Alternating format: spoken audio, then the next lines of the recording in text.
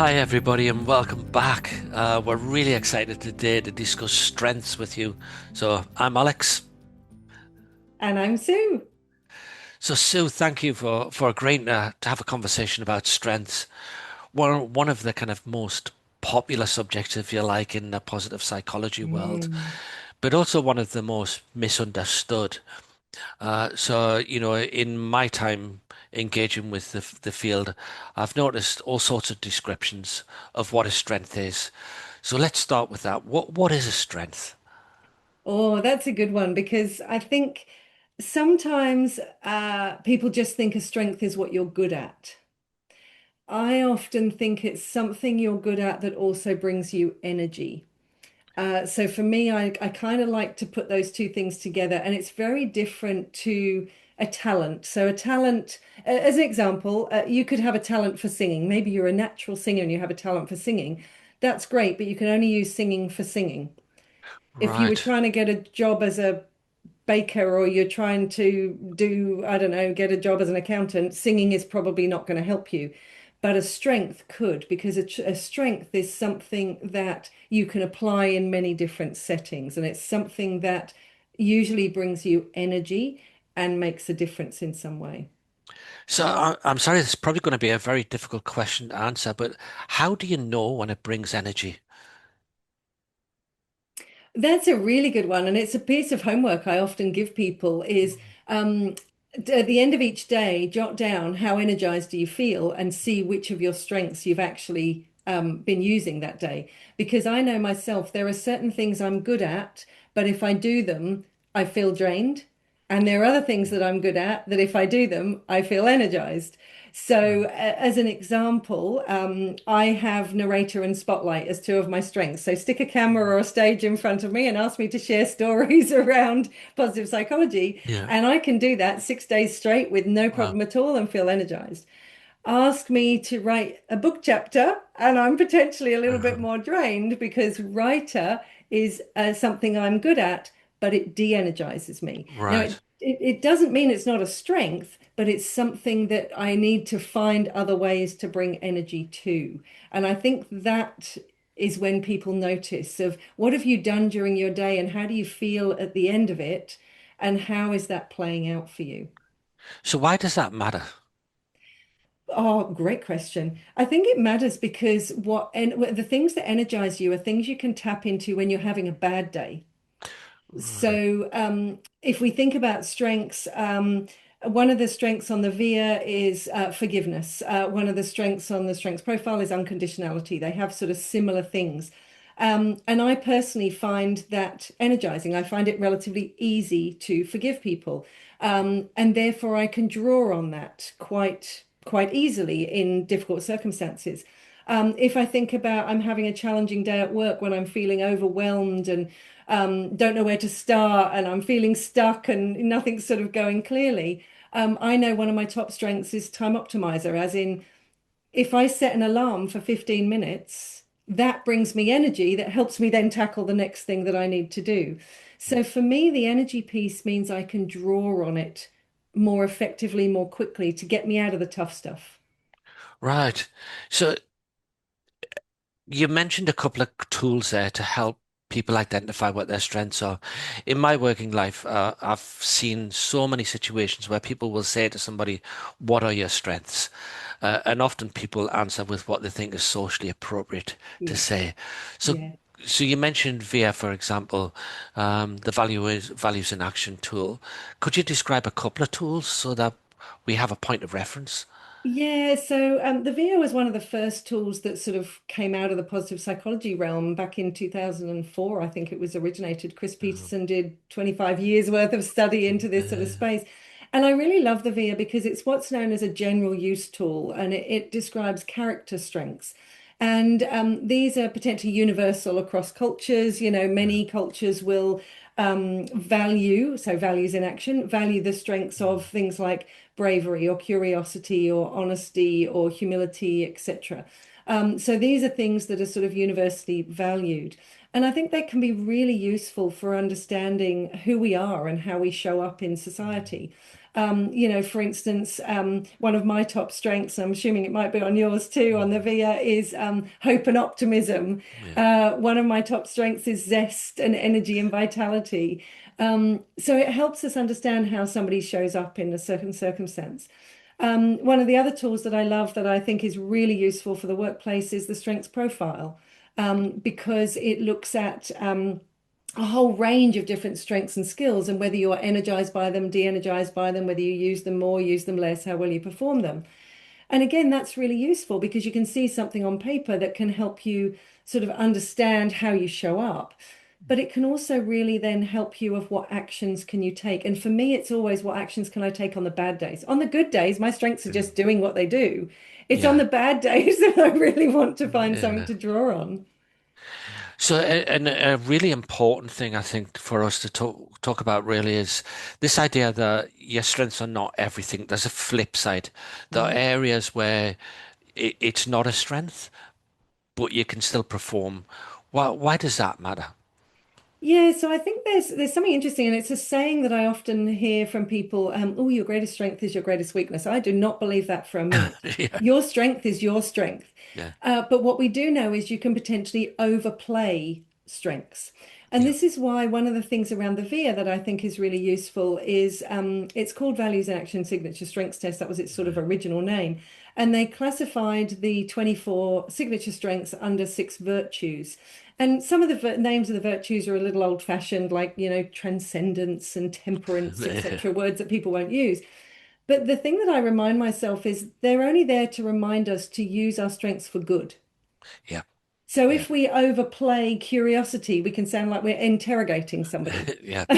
Yes. If we underplay it, we sound like we're not interested. Yeah. If you overplay forgiveness, you let people get away with poor behavior. Yeah. Yeah. If you underplay forgiveness, then potentially you're forever being sort of critical of people and seeing the worst in people and holding on to things, etc. So for me, it's about understanding how am I using my strengths in the moment. And I often use the example of a dimmer switch on a light. So if you think about the fact that you've probably got dozens of strengths that you could draw on, a bit like when you come home, you don't turn on every light in your house. Yeah. You decide which lights you want for the task at hand. So if you're cooking, you might turn on your light above your hob or your bright lights so that you can see. If you're watching a movie, having movie night, you might turn them right down. If you're reading a book in bed, you might just have your bedside light on. If you're having a romantic dinner, maybe you want candles. And for me, that's the power of strengths is actually looking at how do I use them in a way that's suitable, I suppose, for the situation that I'm in. So, is it possible that one of our listeners would have strengths that they were unaware of? Definitely. And I think again, this is the interesting thing. You don't necessarily have to do a tool. You can Yeah. often just observe.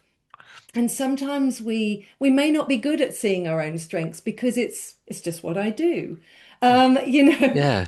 Especially somebody who's got humility as a strength is an interesting one. Right. Because often somebody says, "Oh, you've got the strength of X," and you're like, "Oh no, that's just what I do." Yeah. Sometimes it's important to actually Yeah. accept maybe that is Yes. a strength. Yes. Yeah. So, how would you find out then if you're unaware? Yeah, so I think one aspect is to identify them through using a tool. Right. That's one aspect to do, and it's certainly a useful one. I keep my strengths literally beside me on a piece of paper and I look at them Wow. regularly. Brilliant. So I absolutely tap into them and I know what they are and I try and play to them where I can. But even if you don't do it as a tool, watch yourself, pay attention to yourself, maybe reflect at the end of each day for, I don't know, a period of 2 weeks. What have I been doing today? How do I feel? And what's the strengths behind it? That's the important thing to me is it's not about the task, it's the strength behind it. And I'll give you an example, Alex, and it's an activity that I often do with people, is I get people to pair up and I get somebody to share a story of something they've achieved that they're proud of. So I don't ask them about their strengths at all. Just ask them to Right. share a Yes. story of something they're proud of. And then what you're doing is you're listening for the strengths under the story. Mm. Mm. that's where it can be really powerful because if I just ask you, Alex, what are your strengths? If you've got humility as your strengths, you're like, oh, I don't know, I've kind of got this, I've got that. Um, but if you tell me something you've achieved that you're proud of, if I'm really listening, I will be able to hear the strengths under the story. I love that, Sue. I'm very passionate about the idea that we're a narrative species anyway, so I think using the tool of storytelling is incredibly powerful. Yeah. Yeah. And even just with what you said then, my guess is you've probably got narrator as a strength because your eyes glistened as you said Yeah. that. You light up when you tell stories. And so, again, this is what I love about strengths. It's not about the task. I'm not going to say you have the strengths of doing podcasts. That's not Yeah. what it is. But you Yeah. might have the strength of narrator, which you might bring to life on the podcast. You might bring to life in your role as previously as a CEO. You might bring to life with your family, as you sort of share stories around family gatherings. When you do keynotes, you will be telling stories. And that will be your strength coming to life that can be applied in numerous Mm. settings. So what about the situation where somebody's actually needing to draw on a strength?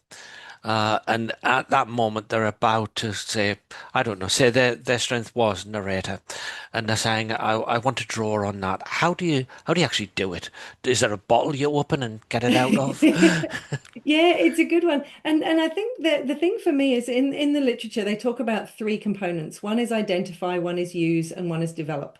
So Right. the first thing to do is identify your strengths. So to see them, to notice when did you light up? When did you feel energized? What was it that was going on? And not just the task, oh, I don't know, I was sewing, I was gardening. No, no, what was the strength under that? The second thing is use them. So just start to practice using your strengths on a regular basis.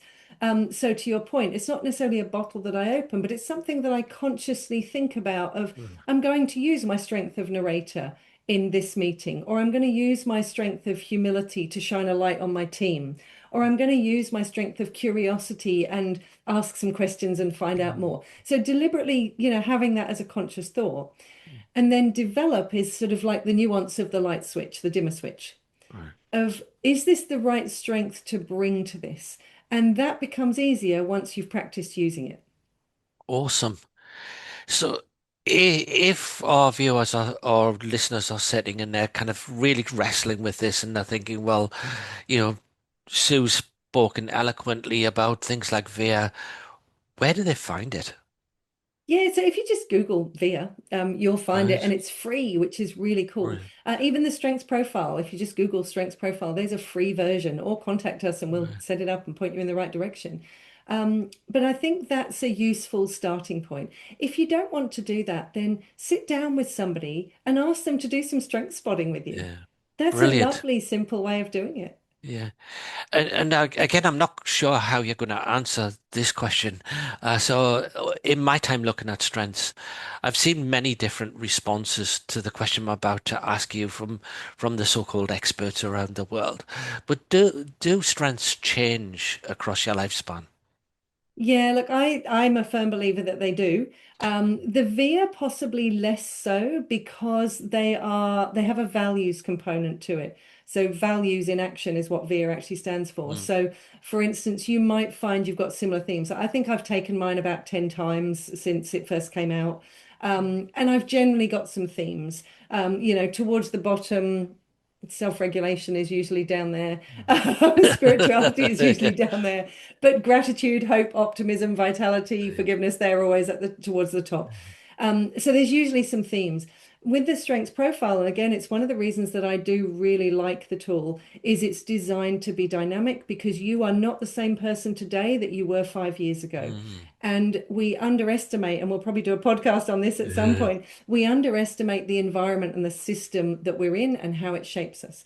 So, for Okay. instance, if you are in a CEO role, and then you are not in a CEO role, or you are in a team role and then you get promoted, or you are not in work and then you are in work, you are going to find that some of your strengths may shift and change. So again, if I think about the strengths profile, which has the measures on performance, energy, and use, so three different components. I know myself, I've taken that, I think, 14 times since it came out in 2009. And some of mine don't change much, and some of them change quite a bit depending on the environment. And I'll give you a classic example that just made me giggle is in, I think it was November 2020, I took my strengths profile again because I take it every year. And adaptable was my number one learned behavior, which basically means I'm good at it, but it's draining to me. Yeah. And Yeah. think about what happened in March 2020. My Yeah. entire business had to be Yeah. adapted overnight, Brilliant. as did Yes. many people. Yes. And it was really fascinating to me. As soon as I saw adaptable as my number one learned behavior, I'm like, of course, because I've Yes. spent the last 8 months adapting to everything and Yeah. I'm over it. Yeah. So now that you've introduced the idea of learned behavior, I'd be really interested for you to talk to our listeners about how it's easy to confuse a learned behavior and a strength. Yeah. So this is where the energy piece comes in because, as I say, there are many things. Actually, I can best describe it by an example. So I have detail as a learned behavior. I've always had it as a learned behavior. I can see detail. I can see errors. I walk into a restaurant and I know there's an error on the menu. Mm, And so other people think it's a strength mm. because I Yeah. see errors in things. So I remember quite a few years ago, I was doing some consulting work with a leadership firm, and I happened to have been in Singapore. And over the weekend, I'd glanced through the workbook of the leadership program that I was running for them, and I noticed some errors. So I'd sat and I'd circled them, over my lunch and etc. And when I came back to their office, I took it in and said, "Oh, you might just want to proofread. I've just noticed a few errors." They immediately said, "Oh, Sue's got the strength of detail." So they gave me all their workbooks to proofread. Yeah. And I'm like, "No, please don't make Yes. me." Yeah. So this is sometimes what people misinterpret is if I'm your leader, I see you being good at something and I just assume it's a strength. I need to check in. Is it a strength that energizes you, that you really love and is going to light you up? Or is it just something you're good at? And unfortunately, what happens is somebody gives you more of what you're good at without noticing the energy, and then we both wonder why you get demotivated. Awesome. It actually reminds me of somebody I used to work with probably just over a decade ago. And she was asked on a regular basis to speak publicly. So she would be on stage presenting. And she would actually watch some people that we both know who perform incredibly well, and their advice to her was just have fun. Yeah. Well, it was never fun for her. And she would cry before she presented, and she would cry after she presented. But as she presented, she did a sensational job. Yeah. So she got more and more and more and more people saying, just have fun. And then I was like, yeah, fantastic. Let's Yeah. find out why this doesn't work for this human being. And Alex, I think that's a really good example because there is absolutely no point someone saying to this person, just have fun, if it's not Yeah. a strength that energizes them. They're coming at it from their own perspective. The better element, and is again what I really love around the strengths-based approach, like I know, for instance, writer, as I mentioned, if I write, and I write a journal every night, but I don't ever Yeah. write anything for other people to read. So that's the Yeah. bit that I find a bit de-energizing of like, oh, Yeah. writing it for somebody else. Yeah. But when I do write and when I have written book chapters, etc., I pair it with my energizing strength of narrator, Yeah. and I imagine I'm telling a story to the page. Beautiful. That's fantastic. Yes. I have to tell you, the person who kept saying, just have fun to this person is actually a very well-known positive psychologist. So that's quite ironic. Uh, Oh, but I know it wasn't me. yes, yes, we're much more pragmatic, I think. Yes. Um, but so our listeners are saying, well, so what? Yeah. So what is the so what? Why should I find out what energizes me? Why should I integrate that into my day-to-day life?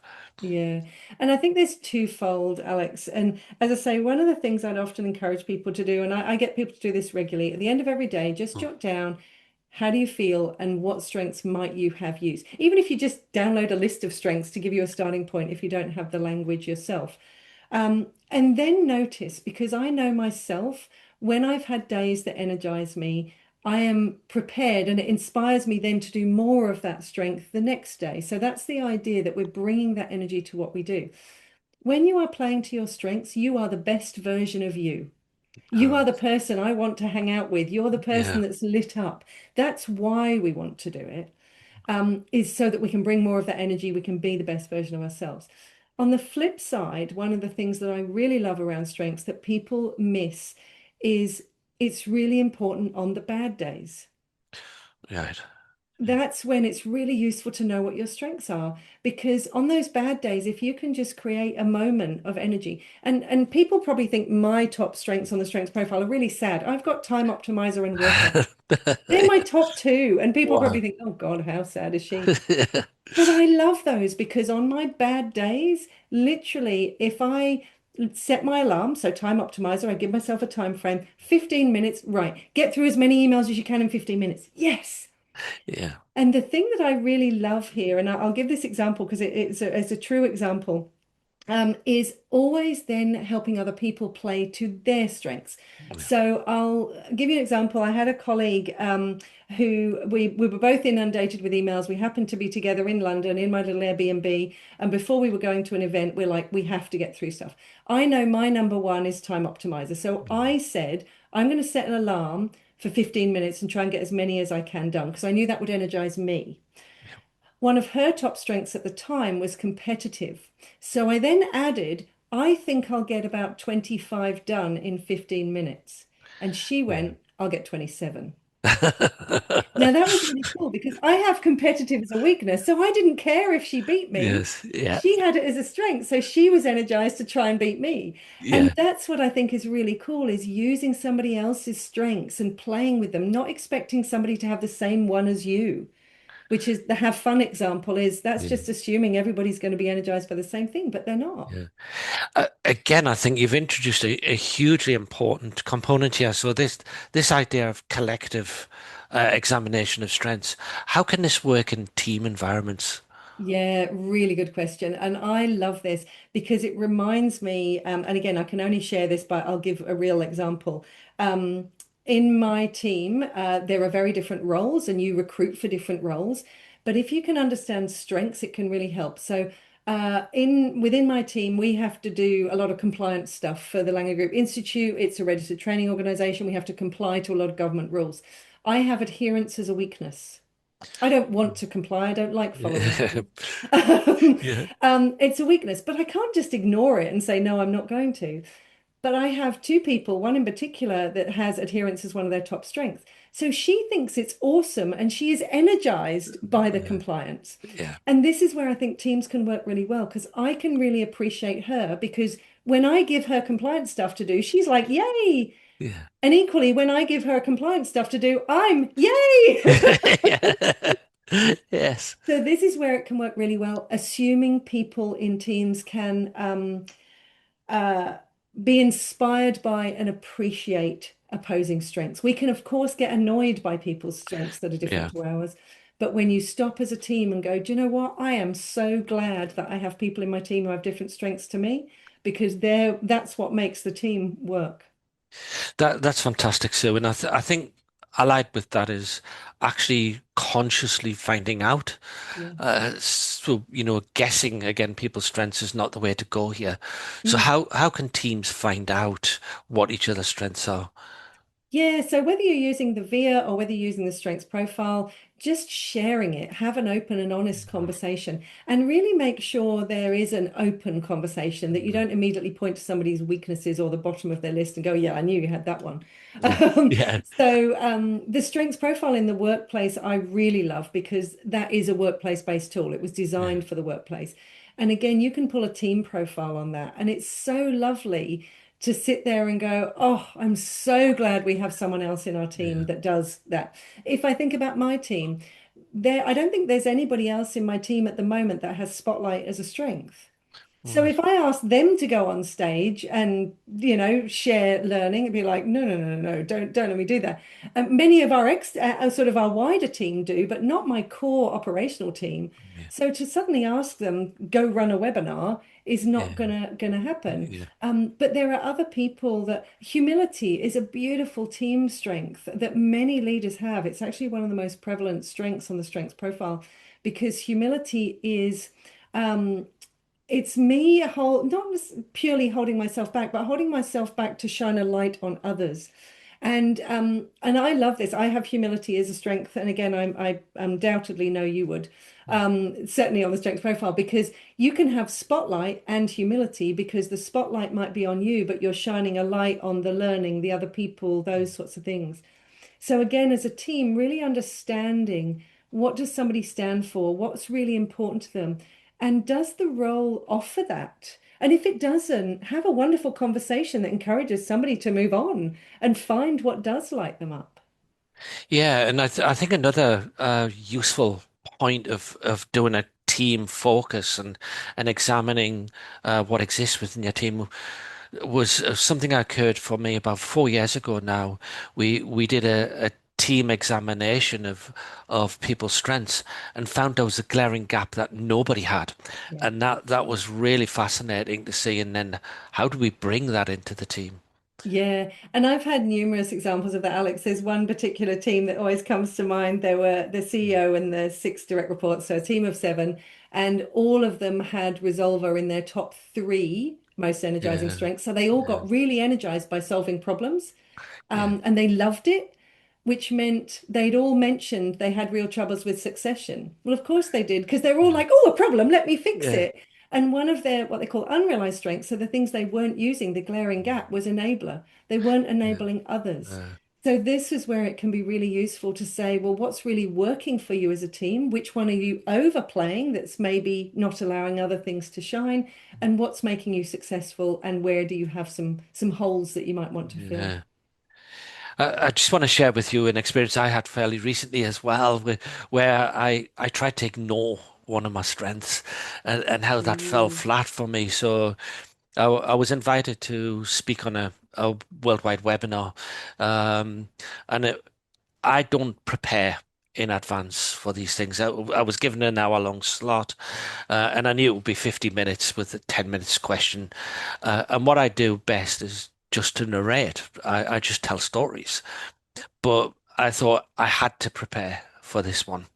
So I spent a good couple of weeks writing and rewriting, and it was like, this is torturous. I'm hating it. Why are you?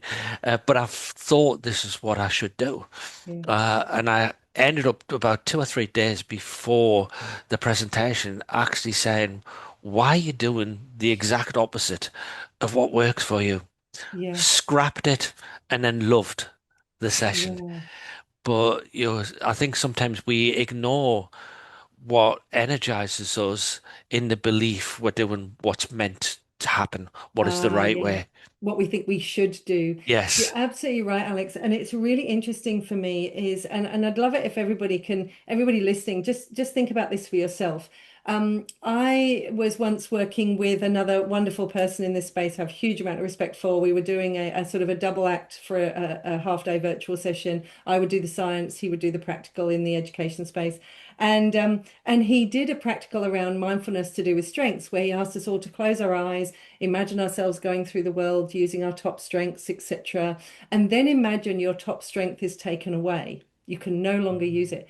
And in my mind's eye, my world went black and white. Mm. And then he went, okay, come back, everybody open your eyes. And I went, no, no, no, no, no, no. Put me back. I want my strength back. Yeah. Because to your point is your strengths are the things that make you uniquely you. Yeah. And they will be the things that bring you energy and help you be your best version of yourself. Why would you discount one of them just because Yeah. that's what other people do? Fabulous. Fantastic. So I'm sure our listeners are sitting thinking now, yep, I'm sold. What, but what am I going to do? So what are some practical things our listeners could do? Yeah. So let's go back to the little things. Yeah. During the course of the next day or so, just notice yourself. Just notice yourself where your energy is. And then if you want to take the time, jot down examples of what you've done today and where your energy is. Another thing would be jot down something that says, what have I achieved that I'm most proud of? And look for the strengths under the story. Another little practical thing is just pair up with somebody. Somebody maybe that doesn't even know you. I did this randomly with a stranger at an event once. Mm. Pair up with somebody and just tell each other a story for a couple of minutes of something you're proud of, and then see if you can identify the strengths. They would be the quick, simple ones that you don't need a tool. The other one is go and take the VIA, go and take the free strengths profile and get some language, get some words around it.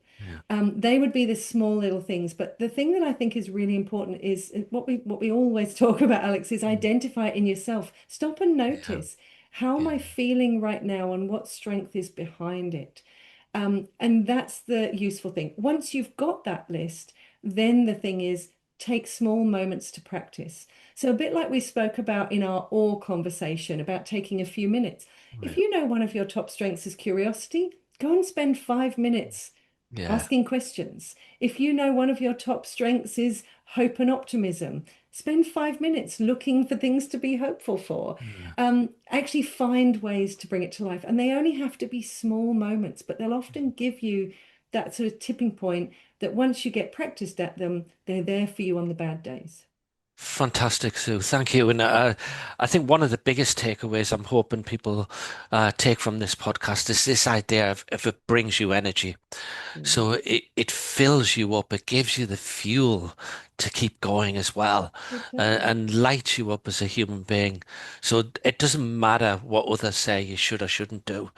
Yeah, If you gain energy from it, do it. yeah. And use it for a force for good. Absolutely, yes, yes, definitely.